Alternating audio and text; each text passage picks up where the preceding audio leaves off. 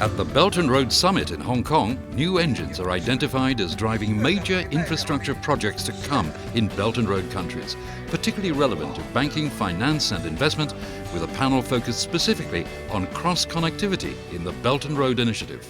We're with Douglas Flint, Group Chairman of HSBC. And Douglas, thanks very much indeed for joining us. Pleasure. Now, in the panels, you were really looking at the harmonization, if you like, of certain assets and so forth on the Belt and Road. What would you see as being the successes that you would see in the initiative on that?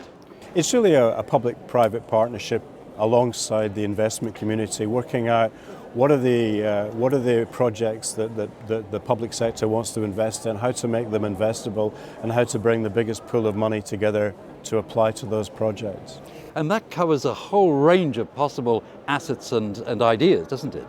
What do you think are going to be the real priorities, though, here? I think that's a very difficult question, but I think from what's financeable, I think what's really quite an exciting opportunity is that the opportunity is taken to make infrastructure an asset class in its own right, which means creating a template of documentation, of financial analytics, arbitration and rule of law, so that investors know what they're investing in without having to go through every single project on a standalone basis each time. Would you say that this is the sort of initiative that may bring the global economy, the regional economy, out of a sort of drift that it's been in? I think it very well could be. I mean, I think Belt and Road is a fantastic initiative. As I said in the panel this morning, this is a fantastic time to be launching this or to be developing this.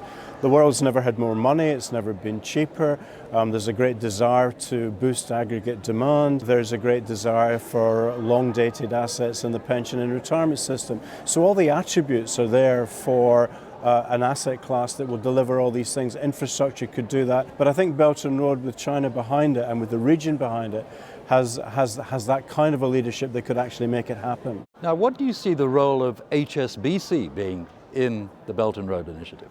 Well, we have a long history in project finance, so I think when you look at what the financial sector will do, it will be around project appraisal, project selection, bringing the financing together, presenting it to investors to maximize the pool of available funds, getting involved in the risk mitigation, whether it's foreign exchange or inflation or whatever needs to be managed, but so risk mitigation as well, and then distribution of the bonds that will ultimately finance these projects. But do you see commercial banks actually partnering with the AIIB and other institutions of that kind into the future? This infrastructure is the best example of where government, public policy institutions, multilateral development banks, commercial banks, and then the bond market and ultimately investment funds, pension funds and so on, all come together to work together in harmony, because the projects are too big for any one institution or any one sector to be involved with. It has to be an extraordinary collaboration. So what do you see really as the role of Hong Kong? Is this the